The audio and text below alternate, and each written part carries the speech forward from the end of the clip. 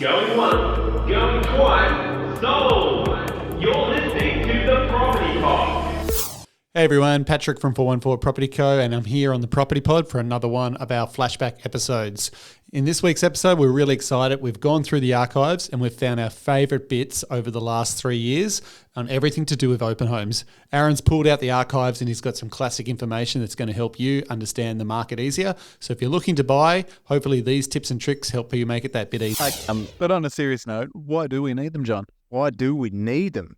Where I suppose the reason why people like it is for a couple of reasons. From the purchaser's perspective, they get to you can ram in a bunch of properties in one set without having to directly book appointments all the time. Yep. So it allows you to, it's like machine gun approach to looking at property. I think it allows as well if you're not sure about a house. Maybe you're like, oh, I like it, but I don't know if I want to go as far as booking a private inspection because I don't want to waste their time if I...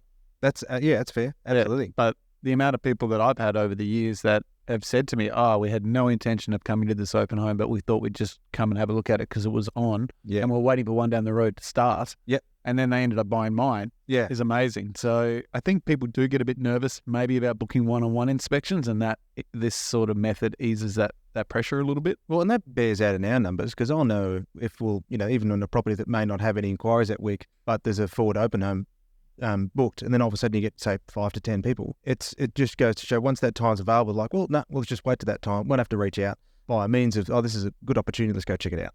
Yeah.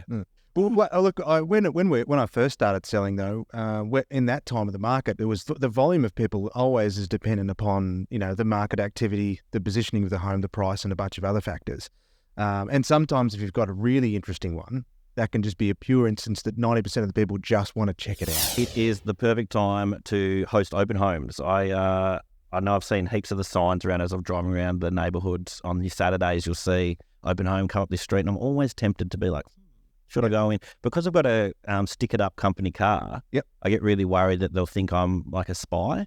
Oh, okay. So I don't go. But maybe I could just walk. Well, I'd imagine there are some agents that I've had that before. They're a bit uppity for no reason whatsoever, Yeah. but they're just in the end, it's I don't see it any different. But I'd just go for it, mate. Yeah, I'm not actually looking. It was just like, I want to have a sticky beak. So maybe they're right. I am spying. Well, no, I wouldn't worry about it because it gives good feedback for the owner because they get one more little, strike on the people coming through. When I get to an open home, what is my best practice? Like, whether I want to buy it, whether I'm just looking, like what should I do? Like you're putting your name down to say like, yep, I'm interested in this. But yeah, what are the right questions to ask to kind of put yourself in a good space to win the property, I guess, or just, make an impression? Well, if the open home's full and lots of activity there and you absolutely love it, start picking out all the little imperfections to make everyone else aware of it. I start second guessing. God, have you seen the terrible carpentry in this? Did you hear about that house 2 doors down that got robbed last week? Yeah. Okay. So Miami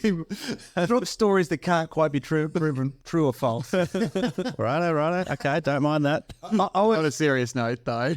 I've always found it's handy to make sure that you can be remembered.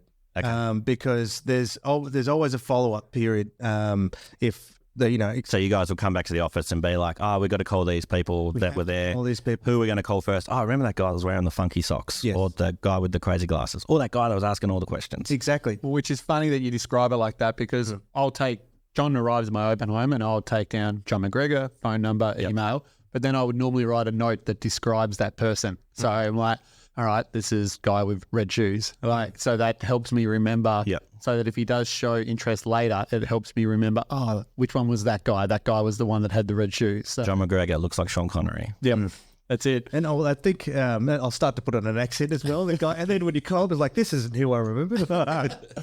So yeah, getting noticed is important because, look, if you don't say anything to us and you walk through really quiet, you don't really interact with us and you leave, and inside you love that to death and we don't realise that, we then get what we believe is an amazing offer and the owner expresses that, yep, they're happy to take it.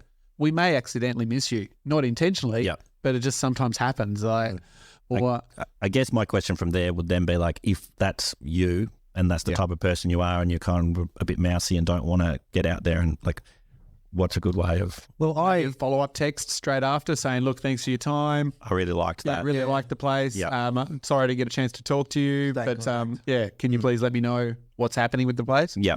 Maybe So just make an impression in a different way. But Yeah. if it's not in person straight away, just exactly right. It doesn't have to be in person, but as long as you relay that information back to us so we are aware that you do have interest, I think then that's going to put you in a better position. Actually, that's a really good point because my personality is I'm much more inclined just to go straight up to the person, Oh, we know. But my partner's like the complete opposite. Yeah. So I feel much more comfortable through a text message. Yeah. The idea that you can make yourself memorable by sending the text message beforehand to say I'm looking forward to the open home. And then that follow-up after is great because you've got those 2 points of reference. But what you're really trying to search for is information because, in the point of negotiation, information is king. So if some key elements are, why the owner's selling, what's the time frame, what's their urgency, what are their expectations, you can sometimes just ask the agent, look, if a price was to be presented today that the owners accept, where would that have to be?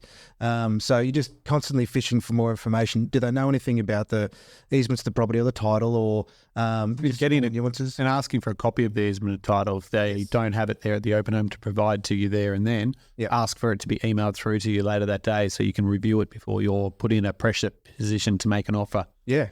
So Well, and that I know when you are talking about making an offer finally, well, all those little terms make a difference because if you know that the owners are looking for it's really important that they could have a stronger contract in a shorter period of time. You might say, well, look, you're intending to wait 120 days, but you might go, well, look, if we really want this property, let's sharpen up our clauses ahead of the game, so that you are becoming much more competitive.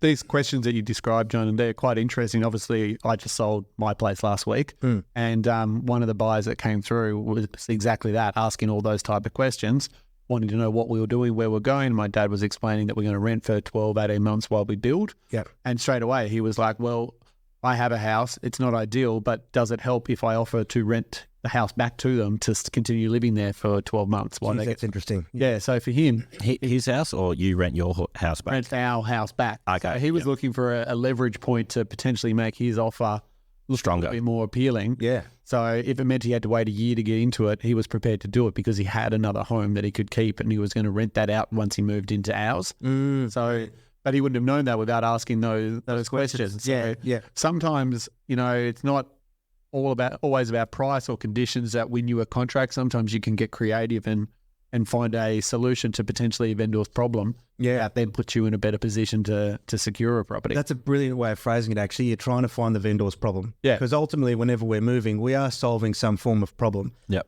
Be it downsizing, upsizing, we're offloading, they're offloading another property, they're under financial stress. And if you can discover their problem, you can be part of the solution to help solve that. And by identifying yourself with the agent, or sometimes it could be a private owner in that case, and be likable. Don't be a douche.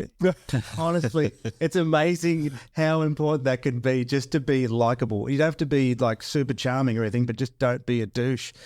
Most open homes now are probably properties are getting 2 open homes, I would have thought, before we end up with a contract. Sure. Potentially there was only 1. So you are probably seeing double the amount of open home boards out than what you potentially saw previously. Yeah.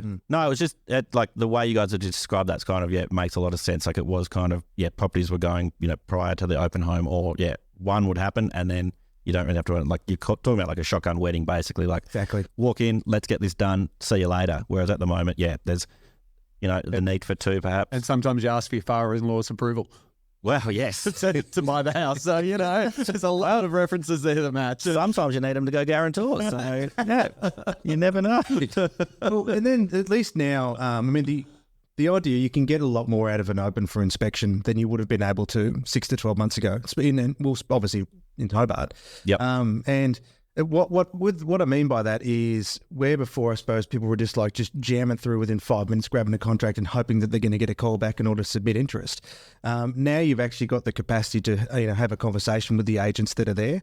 And also to then have, space in rooms where no one is breathing down your neck at the same time. Yeah, more COVID safe approach as well. Yeah, and I know, like, as as an agent, and recently I've been acting as a buyer's agent for a friend of mine in interstate, and obviously looking for properties for my partner as well at the time. Yeah. I've worn like all the different hats recently, so it's been an interesting one to observe. You know, from the when you're selling it, you can just see some people are really open and in your face. Others are really try to avoid eye contact at all costs.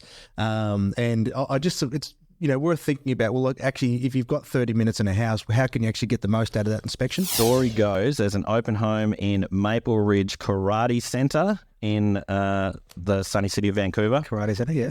And Michelangelo from the Ninja Turtle movie number 3 will be coming to our free open home this Saturday. So come along and you get to meet Michelangelo. The photo has him with his suit from the official movie. Now, number 3 was the worst of the movies. It'd be really depressing if you turned up, though, and it's just guys standing there. Oh, the suit's long gone. But I was in it.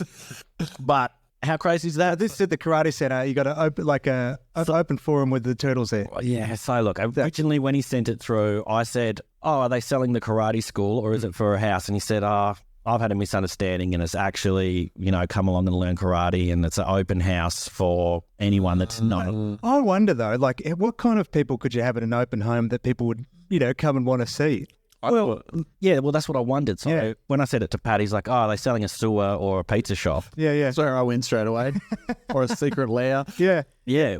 But so I was like, oh, man, like, that's really weird. Like, how many real potential home buyers would you get if they were only coming along to get a photo up with Michelangelo? Yeah. It just, but the thing is, too, is I like the idea that there's no context to it. You're just walking through the house and there's Wonder Woman standing there, get photos. Like, it's no different, though. How many, true buyers do you get that attend those block open homes that go for days? Yeah. Yeah, well, see, that's what I was thinking. There's thousands of people that go through that. So I did some further research on, that's just sticky baking. Yeah, and if I'm buying one of those block houses, I'm not lining up for 8 hours to get into it, have a look at it. No, it's true. You're Dave Hughes and you've already gone through and you've already sorted out you're in trouble with your wife. Yeah. You want me to do, mate?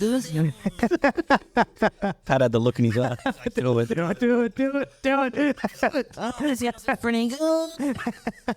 Oh, wait, there's a Ninja Turtle.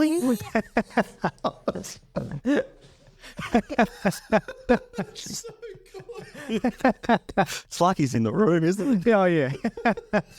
We could get him on the show. Ask him about how his blockhouse is. Are you skilled enough to do both characters? Yeah, well, Oh, geez, we could do it. It'd be a super cut. That'd be a fun editing one. That would be fun. It'd be like who's the guy with the puppets? Straussman. Yeah, it'd be like that. No, but so it's interesting though as an idea of, because I did go down a rabbit hole from him sending me that, and obviously we're doing the coffees and stuff, which seems to be a good way of getting people in and getting people to mingle and stay a little bit longer and get a feel for the house. I found another one that happened in Sydney over the weekend where there was a sax man playing. Oh, beautiful. At the auction. So once the auction was over, he busted out the sax man, and it looked like in the video he was doing, the wild sax man video for Eurovision. I just, the one I'm talking about. He was on that Jack Whitehall show I've been watching. Travels. That's a good show. He's very funny. So that was at that one. And then I'd sent through to you also just the week before, there was those people entertaining. Yeah, the four girls. They were brilliant. Yeah. So this one was a lockdown place in Victoria. The aerobics girls. The aerobics girls, yeah. So they were going out in their street at a certain time every day. They'd post on Facebook this is going to be happening. They just had a different dance routine. That they were doing in their Lycra, in their 80 gear. And then that house actually was up for auction. So they were nervous that they were going to get kicked out because they wouldn't be able to afford to pay the rent. Yeah. But I said, get them to dance while the auction's on, and then you're never going to get rid of them. No, exactly right. So, open home ideas. I want to put it out to you guys. If there's anything that you can think that would be the ultimate of ultimates. I'm really disappointed because the 1980s Batmobile from the AFL Grand Final just went up for sale and it was sold recently. That was really great. Rock up as an agent in that. Yeah. That's a bit better than having specific socks that people notice. Well, I'm just thinking, if you rocked up in the Scooby-Doo wagon, would that be good or creepy? I don't know. Creepy. Yeah. Creepy. Yeah. But you're trying to solve a mystery on what's the sale price going to be. You have been listening to The Property Pod, recorded and edited by 414 Media House in conjunction with 414 Property Co. This podcast is general information only, and the thoughts and views expressed is the opinion of our panel, and listeners should always seek then use their own investigation into any topic we discuss to ensure they fully understand their own situation. It does not constitute and should not be relied on as purchasing, selling, financial or investment advice or recommendations, express or implied, and it should not be used as an invitation to take up any agent or investment services. No investment decision or activity should be undertaken on the basis of this information without first seeking qualified and professional advice.